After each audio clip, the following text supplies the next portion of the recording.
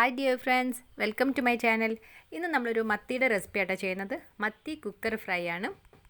നമ്മൾ സാധാരണ മത്തി ഫ്രൈ ചെയ്യുന്ന അതിൻ്റെ ഒരു പ്രിപ്പറേഷൻ്റെ രീതിയും പിന്നെ അതുപോലെ ഇൻഗ്രീഡിയൻസ് ഒക്കെ വ്യത്യാസമാണ് കേട്ടോ. ഇതിൽ കുറഞ്ഞ ഇൻഗ്രീഡിയൻസ് മാത്രം മതി, എന്നാൽ വളരെ പെട്ടെന്ന് തന്നെ തയ്യാറാക്കാൻ പറ്റുന്ന ഒരു റെസിപ്പിയാണ്.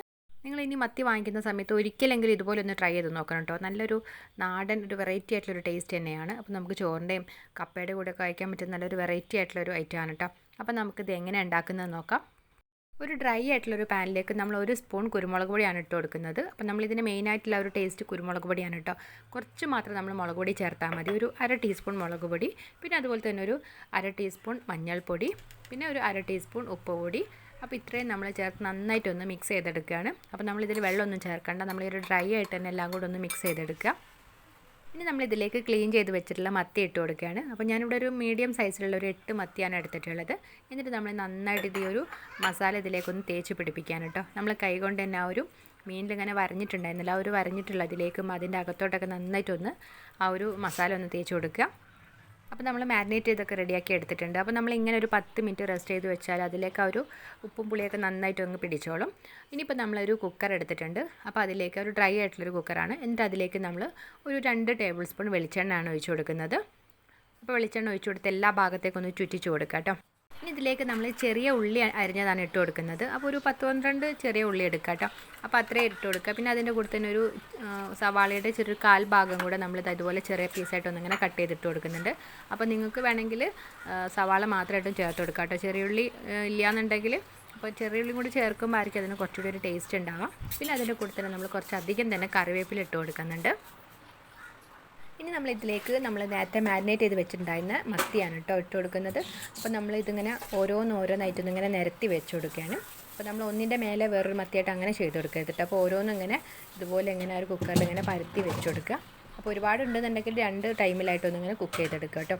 അപ്പോൾ നമ്മൾ ഇതിലേക്ക് ഇപ്പോൾ കറക്റ്റായിട്ട് എല്ലാ ഭാഗത്തേക്കൊന്നും ഇങ്ങനെ വെച്ച് കൊടുത്തിട്ടുണ്ട്.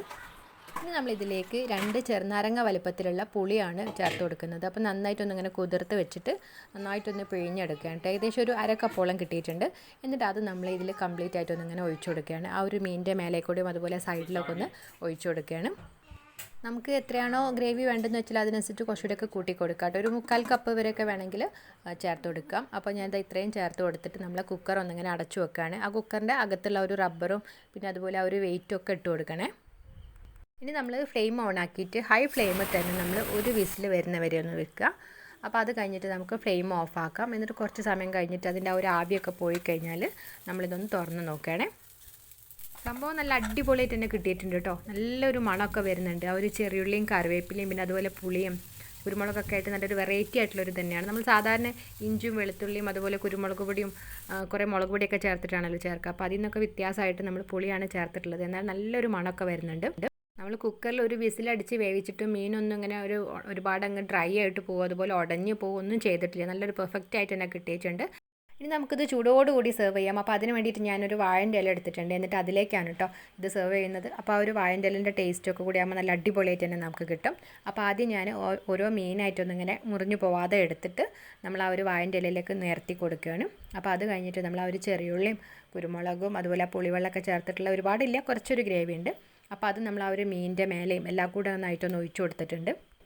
നമ്മൾ കുക്കറിലൊക്കെയാണ് വേവിച്ചതെന്നുണ്ടെങ്കിൽ നല്ല അടിപൊളിയായിട്ട് നല്ല ഗ്രേവിയൊക്കെ ആയിട്ട് സോഫ്റ്റ് ആയിട്ട് നമ്മൾ മത്തിയൊക്കെ കിട്ടിയിട്ടുള്ളത് നല്ലൊരു ടേസ്റ്റും ഉണ്ട്. അപ്പോൾ ഇനി ഒരിക്കലെങ്കിലും ഇതുപോലെ ഒന്ന് ട്രൈ ചെയ്ത് നോക്കിയിട്ട് അഭിപ്രായങ്ങളൊക്കെ ഒന്ന് എല്ലാവരും ഒന്ന് കമൻറ്റ് ചെയ്യണേ. അതുപോലെ ഇവിടെ വന്നിട്ടുള്ളവർ ആരെങ്കിലും നമ്മളെ ചാനൽ സബ്സ്ക്രൈബ് ചെയ്യാത്തവരുണ്ടെങ്കിൽ പ്ലീസ് ഒന്ന് സബ്സ്ക്രൈബ് ചെയ്തിട്ട് സപ്പോർട്ട് ചെയ്യുകയും ചെയ്യണേ.